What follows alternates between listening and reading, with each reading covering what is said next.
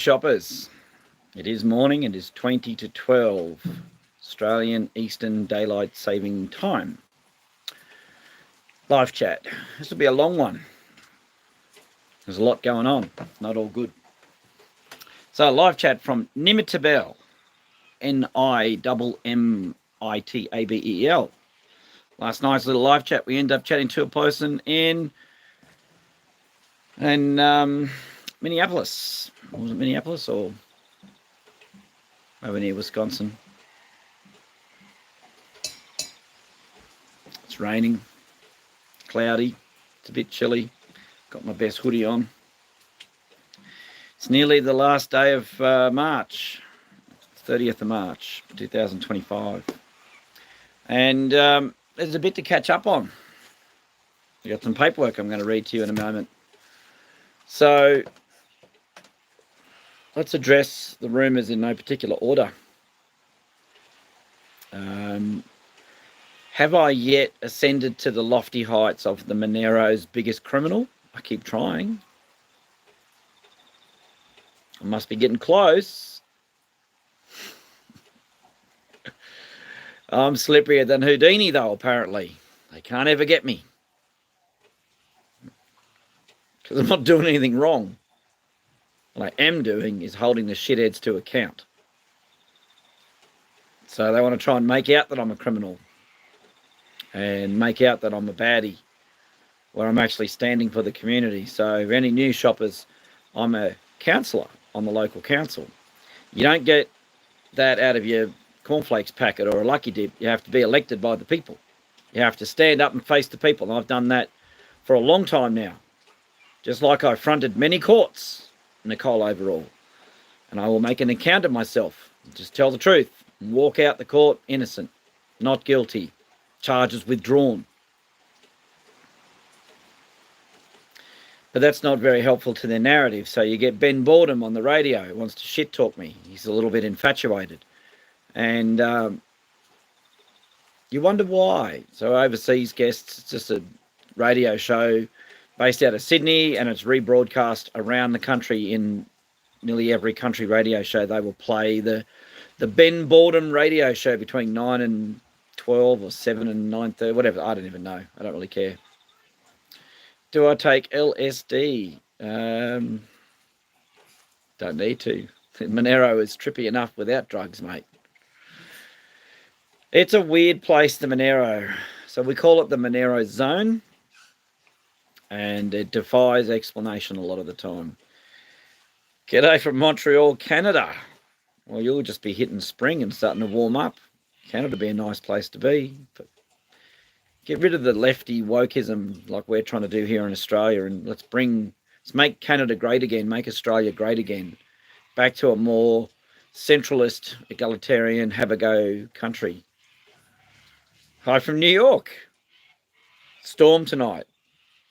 Yeah, we've got a rainstorm hitting the east coast of Australia, so we've had plenty of towns up even through Queensland. They've had a year's worth of rain in a night.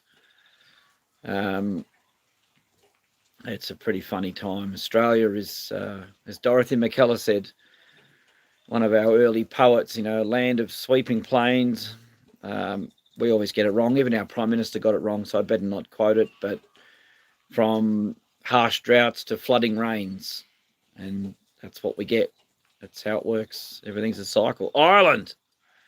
Hey. Well, g'day from Australia. So for any of you overseas, you're tuning in to somebody that has a pretty good following around the local area. A lot of people tune in. A lot of people support me, and I support them. So I stand up in our local council, our small local government, and I fight for our interests. I want to lower rates. We've got to get control of what we pay. We all pay so much money with our land taxes and our rates, which is a land tax, and we're just getting nothing in return. It's you don't even know what it means. We're getting fleeced, and it's always just increasing. And they make the excuse that it's because of inflation. Well, inflation is caused by government, and that's to undermine your wealth. So you think back 20 years, retiring with $1 million in the bank you would have been comfortable. These days, retiring with $1 million in the bank, you'll be back at work within 3 years. You can't buy a property hardly anywhere on the eastern seaboard of Australia for under $1 million. Australia is really crazy, and it's failing. And it's failing at the macro level, and it's failing at the local level. And so our job is to try and turn that around. So I'm on the local council, and I oppose rate rises, and I oppose the woke agenda. I want to get the UN Sustainable Development Goals out of our planning documents and our strategy documents. And buy property in Egypt. Yeah, some of the properties in Egypt come with secret underground cellars.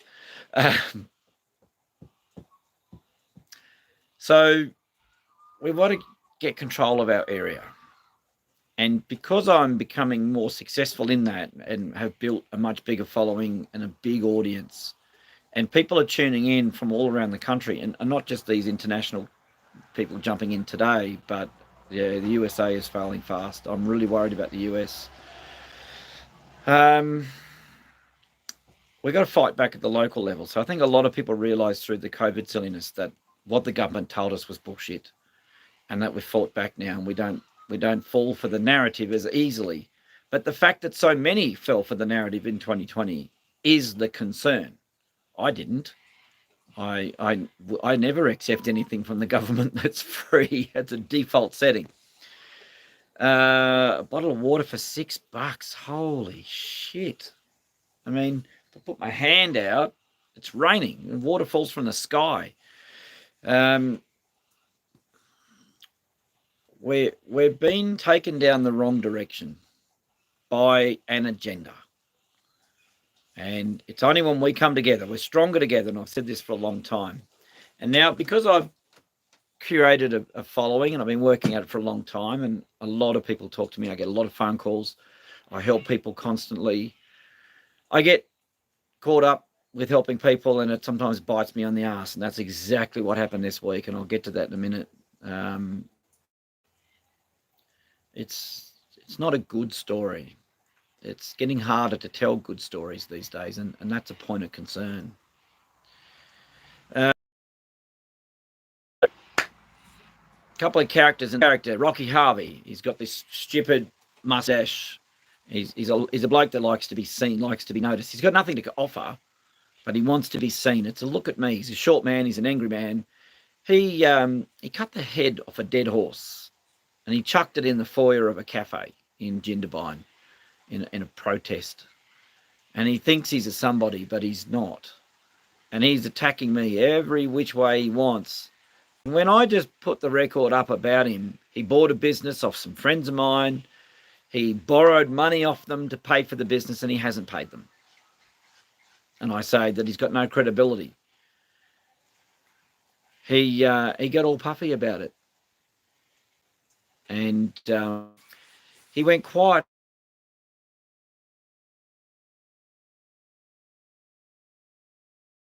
Ducks in a row.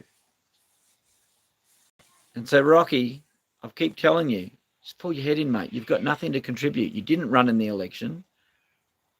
You've got no real fight in this game. You're just a mouthpiece for others.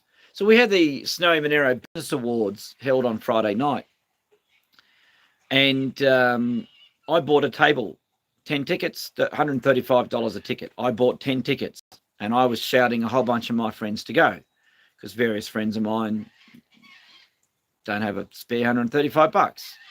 So Elisa and I, my wife is Elisa, we bought a table. We were going as the Monaro Zone table. And 2 days before the event, our table was cancelled. And the organisers, Olivier Kaptanakos and Karen Jarvis, just sent us this bullshit excuse. I'll just try and find it. It didn't even make sense. But they also sent the information out to the other people who we'd bought the tickets for. And tried to suggest that we were not supporting the business awards. We bought a table. Like, we were bringing a whole bunch of people to come with us and shouting a bunch of them. So it's actually quite crazy that they would do that. Anyway, I can't find the email now. Hang on a sec. Give me 1 sec. What's today? 30.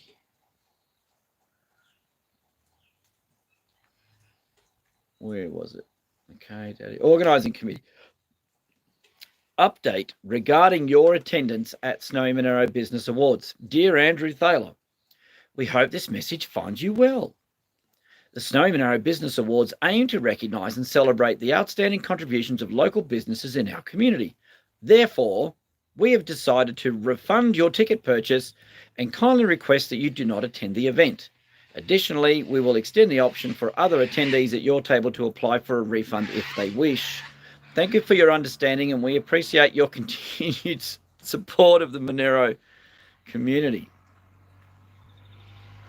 It doesn't even make sense. No one put their name to it. The Karen wouldn't put a name to it. And then that was sent to us at 2:58 p.m. And then we got another email at 3:07 p.m., 9 minutes later. Dear Andrew Thaler, we hope this message finds you well. The Snowy Monaro Business Awards aim to recognise and celebrate the outstanding contributions of local businesses in our community. After reviewing your recent social media content and considering that you have not nominated for an award this year, we have concerns that your participation may conflict with the event's objectives of fostering a positive atmosphere for celebration and recognition. Therefore, we have decided to refund your ticket purchase and kindly request that you do not attend the event. Additionally, we'll extend the option for other attendees at your table to apply for a refund if they wish. Thank you for your understanding, and we appreciate your continued support of the Snowy Monaro community. Regards, nobody. Online banter with Olivier Kaptanakos, who is a complete CANT. He has accused me of not even having a business locally. I have multiple businesses, and a couple of people don't know what they are because it's none of their fucking business. It's private business. You don't need to know all of my business interests. And I do have a local business. I've got a scrapyard in Polo Flat, which is an industrial area of Cooma, and I've got a big yard out here, and I've got a farm. So I actually applied and nominated for an award on the Business Awards. I'll see if I can find it.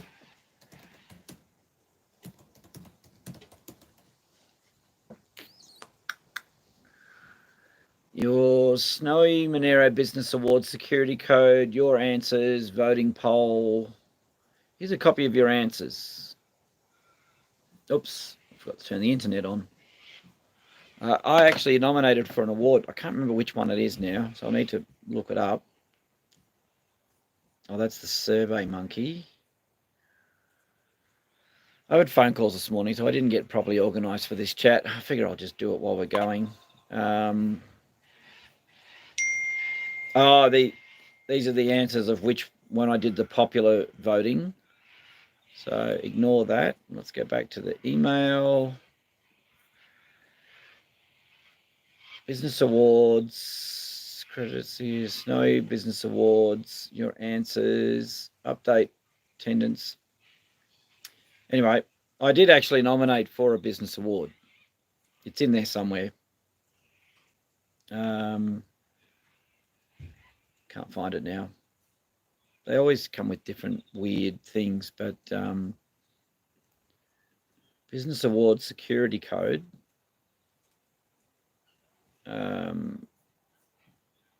Confirm my account. Snowy Monaro Awards platform.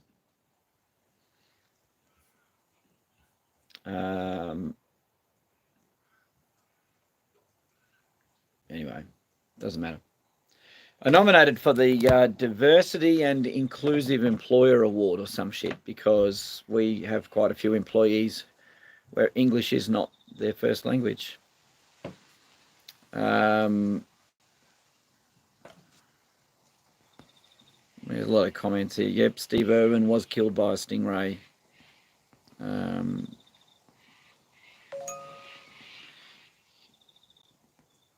Can you say salt in the pepper and the pepper in the salt? Maybe. So that's the corruption. So that there would have been 10 other people going, and they were all business owners. You know, there's a website, social media lady, there's the taxi driver, there's the stuff that Elisa and I do. But we get negatively attacked by people who are inadequate, like Olivier Kaptanakos is a completely inadequate man. And he's the president of the Jindabyne Chamber of Commerce, and he just drags his name down into the mud so that most businesses do not participate with that Chamber of Commerce. Same with Cooma. Cooma's Chamber of Commerce has got no friends. It's shit. And I'll say that to you all clear to your faces. You're all shit, Chamber of Commerce people. Alessa and I are also the Nimidabel Chamber of Commerce. As with other, we are, my wife's the secretary of it. We're members of the Nimidabel Chamber of Commerce. So the Chamber of Commerce from Jindabyne didn't let the Nimidabel Chamber of Commerce go to their Chamber of Commerce focused awards. See where this goes? Olivier ran against me in the council elections. Didn't do very well, did he? He's a bit salty, is he? Anyway. Locals know the story a lot more. So moving on. Rocky Harvey wanting to have a go. Who did he sit next to at the awards? He sat next to the mayor of our local town. Our piece of shit mayor, Chris Hanna, sat next to Rocky Harvey. And then Rocky Harvey fired up his social media the next day, criticising us. Dizzy says, I'm on the Chamber of Commerce, had your wife a few times now, surprised you hadn't caught on. I almost thought you were in on it. Strange. Don't quite understand all of that comment, Dizzy.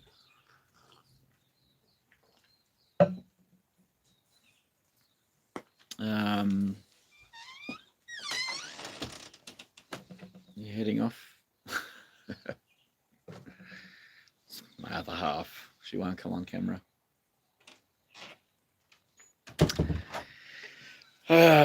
So I recall someone called the Chamber Committee toxic a year or so ago. It's known. The Jindabyne Chamber of Commerce is known as the most toxic Chamber of Commerce. It's neck and neck with Cooma. Cooma's had a change of guard at the top. I've offered to go along. I mean, I've got a business in Cooma, a business in Nimidabel. I've got other businesses in other areas.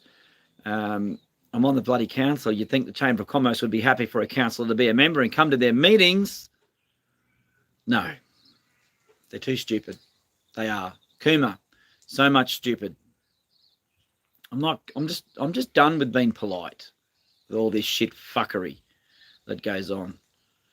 So Rocky fires up, starts criticising the independent councillors, which is me, Ruben, Luke, criticising us again. Oh, another long meeting. We'll get over it. That's how it works, mate. We're doing the work for the community. The community's got a long list of things it wants addressed because the previous council with Hannah and what have you didn't do fuck all, did they? So we've got to pick up all the pieces and put it all back together and fix things up. And if that takes a couple of long meetings, so be it. I'm down for that. Yorick, this is a whole different dimension called the Monaro Zone. But welcome, come on in. So anyway, Christian White and Clare Nowland. Let's talk about that for a minute because I broke that story, sad and concerning story, that was going to be a cover-up. So you remember the name Clare Nowland. She's the old lady, 95-year-old lady, all her 5'2", weighed nothing. She had dementia. She was in a nursing home run by the council. She was tasered by a police officer called Christian White. And the other police officer that night was Jessica Pank. So remember that name in a minute, it becomes relevant. Jessica Pank, P-A-N-K. She was the senior. I think she was a sergeant and White was a constable or something. So Pank was in charge of White, basically. White tasered Clare Nowland. And when that was put out in the media, it was just an incident occurred. And the granddaughter, a good friend of mine, Kylie Pask, and then one of Claire's actual daughters, Gemma, told me the story and said, don't let anyone cover this up. So I didn't. I story And the Christian White was finally found guilty of manslaughter, and he was sentenced in court this week to 450 hours of community service. I think that's what it was. Where did I get a text on that? Sorry, 425 hours, and he has 2 years to do it. So 200 hours a year, barely much of a commitment or a punishment, is it? So he kills somebody.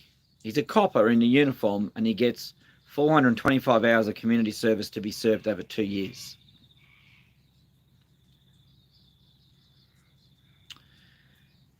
At least we've got some finality to it, but it's outrageous. The community are disgusted. And unfortunately, it's in slow motion. Everything's just in slow motion. We knew nothing would happen. A lot of people thought maybe he should go to jail at some stage, but